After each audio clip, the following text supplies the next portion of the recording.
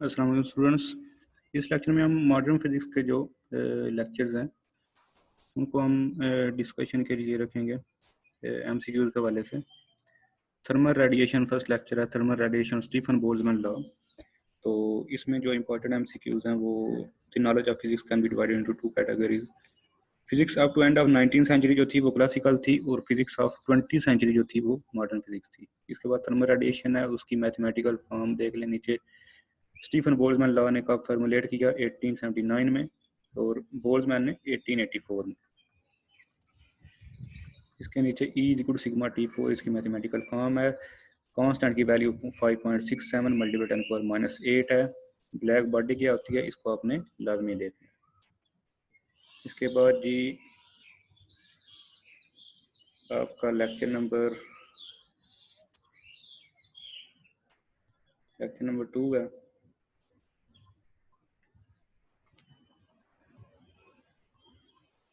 ठीक है, Wien's law, Planck's law और quantisation of energy. Wien's law को डिफाइन करना है, lambda P is equal to B over T है। बी कांस्टेंट है, वेन डिस्प्लेसमेंट कांस्टेंट है, इसकी वैल्यू आपने याद रखनी है 2.9 मल्टीप्लाई 10 की पावर -3।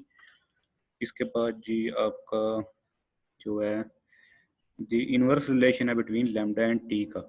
इनवर्स रिलेशन मैं आपको बता रहा हूँ। इनवर्स रिलेशन होता है वेवलेंथ और टेम्परेचर का।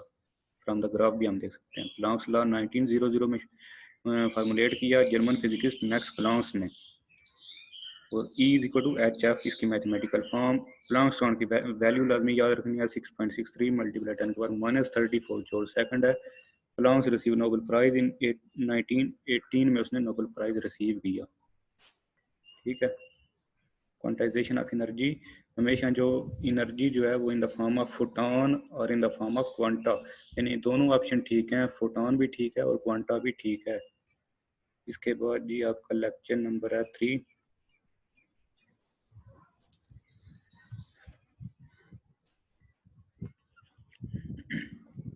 Photo electric effect, Einstein photon theory है। Emission of electron from metal surface जो है वो फोटो इलेक्ट्रिक इफेक्ट है। कम्पटन इफेक्ट भी आ सकता है आंसर में, तो ये फोटो इलेक्ट्रिक इफेक्ट होगा। उसके बाद वर्किंग है इसकी, ये भी छोड़ दें। मैक्सिमम एनर्जी ऑफ फोटोन क्या होती है? Kinetic energy maximum is equal to V naught T आता है। स्टॉपिंग पोटेंशियल को डिफाइन करना है आपने। इफेक्ट ऑफ इंटेंसिटी आप देख लें कि intensity I2 always greater then I1 होगी। इफेक्ट ऑफ फ्रीक्वेंसी पे, जब फ्रीक्वेंसी कांस्टेंट रखेंगे तो current is same but stopping potential is different होगा। ये आपने याद रखना है, करंट सेम होगा, स्टॉपिंग पोटेंशियल डिफरेंट होगा। रिजल्ट्स इसके देख लें। थ्रेशोल्ड फ्रीक्वेंसी को लाजमी डिफाइन करें। डेफिनेशन जो है इसमें से एमसीक्यू बन सकता है, इज इक्वल टू एचएफ हो सकता है। वर्क फंक्शन को डिफाइन करें। वर्क फंक्शन का जो मैथमेटिकल फॉर्म है ये भी आ सकता है H F is equal to 5 plus kinetic energy. दूसरा ऑप्शन अगर हो एच F minus 5 is equal to half M V square, तो ये दोनों ऑप्शन जो है वो ठीक होंगे। ठीक है, स्पेशल इसके केस हैं। 5 is equal to H F not है, H F minus H F not is equal to kinetic energy case करता है। नोबेल प्राइज कब दिया गया? 1921 में। इसके बाद ये लेक्चर नंबर है हमारा 4, कम्पटन इफेक्ट और लाइन स्पेक्ट्रा। कम्पटन इफेक्ट को डिफाइन, डेफिनेशन आपने लाजमी करनी है। Lambda S is always greater than lambda I होगा। कम्पटन शिफ्ट क्या होती है? Delta lambda is equal to H over M not C 1 minus cos theta होता है डेल्टा लैम्डा। कम्पटन वेवलेंथ जो है वो मैक्सिमम कहाँ पे होती है? 90 पे देख लें, एच ओवर एम नॉट सी है, 0 पे 0 हो गई है, 180 पे है 2 एच ओवर एम नॉट सी, तो मैक्सिमम कहाँ पे है? 180 पे कम्पटन वेवलेंथ। ठीक है, 1927 में नोबेल प्राइज दिया गया। एनर्जी कंजर्वेशन आप देख लें, E I is equal to E F आता है। तो लाइन स्पेक्ट्रा जो है इसको भी आपने देखना है।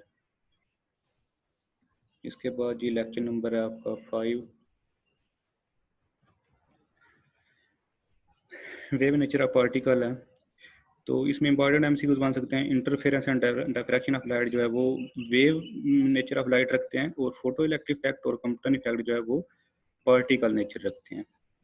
1924 में प्रपोज किया डी ब्रॉगले ने। इसके बाद जी आपका आ जाता है wave associated with large mass जो है वो ऑलवेज स्मॉल होगी, ये आपने लाजमी किया। ऑब्जेक्ट ऑफ लार्ज मैस, जितना भी लार्ज मैस होगा उसकी वेवलेंथ स्मॉल होगी, और जितना for a small particle wave is the large, particle small होगा तो वेवलेंथ उसकी लार्ज होगी। ठीक है। इसके बाद जी आपका नेक्स्ट लेक्चर जो है लेक्चर नंबर 6,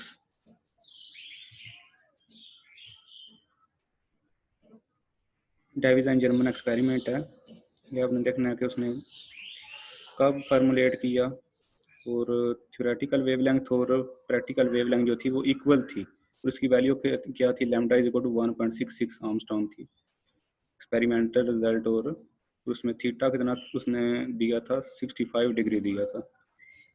ठीक है, दोनों वैल्यू जो थी वेवलेंथ की वो सेम आई थी, और नोबेल प्राइज दिया गया 1929 में। ठीक है। इसके बाद लेक्चर नंबर है आपका 7, जीपी थॉमसन एक्सपेरिमेंट है, 1927 में फार्मूलेट किया गया। इसके बाद जी 1937 फॉर नोबेल प्राइज कब दिया गया, 1937 में उसको, और उन्होंने नोबेल प्राइज जो है Thomas J Thomas the Nobel prize 1906 for discovery of electron. ठीक हो गया। ये आपने जितने भी सन है वो आपने याद रखने हैं इसमें से। और ये लेक्चर नंबर 8 है, वेव पैकेट है। वेव पैकेट को पहले डिफाइन कर लें। उसके बाद जो मेन है इसमें फेज वेलोसिटी क्या होता है, सिंगल वेव की वेलोसिटी फेज वेलोसिटी होगी, और velocity of combination of wave और वेव पैकेट की जो वेलोसिटी होगी वो ग्रुप वेलोसिटी होगी। इंपॉर्टेंट एमसीक्यू है। इसके बाद ये लेक्चर नंबर है आपका 9,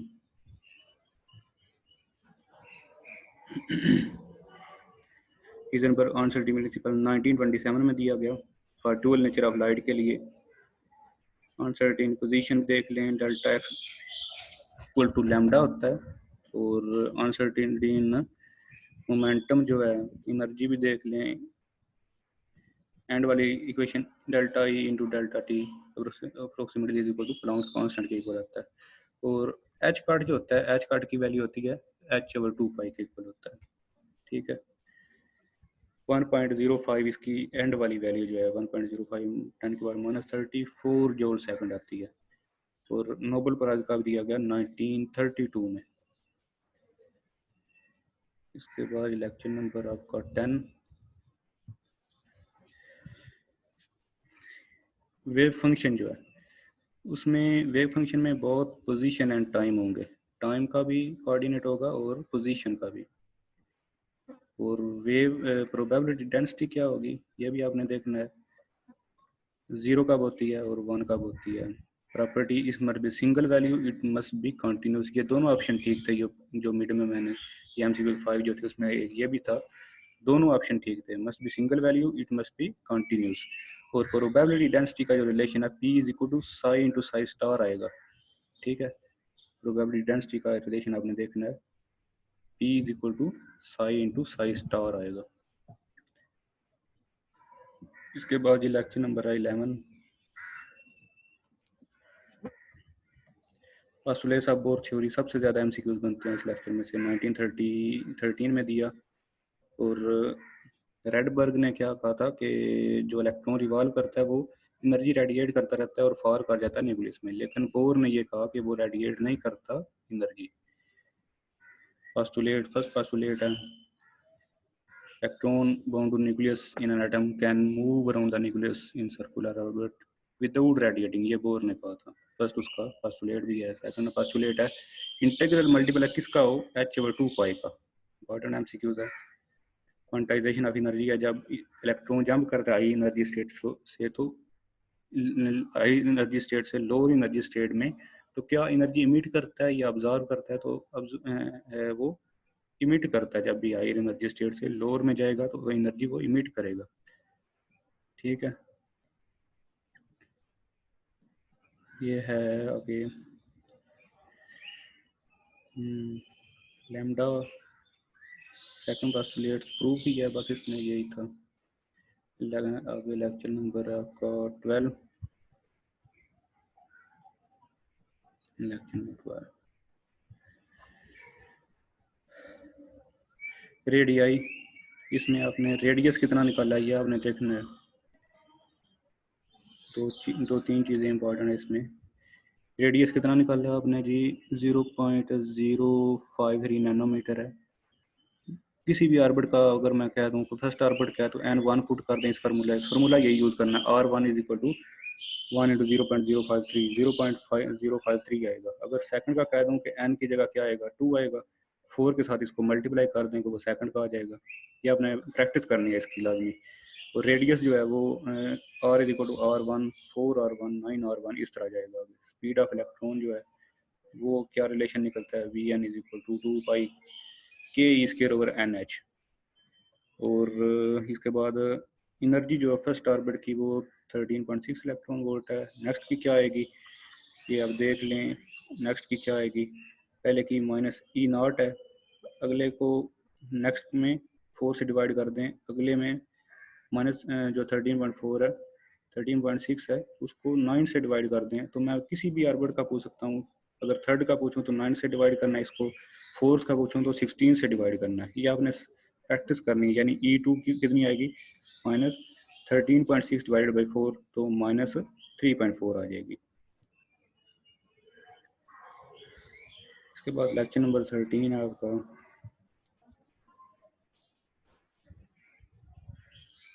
श्रोडिंगर इक्वेशन है, बस इसमें से रहने दें, एमसीक्यूज नहीं है। बस डेल स्क्वायर की वैल्यू याद रखें, del square is equal to D square over D X square.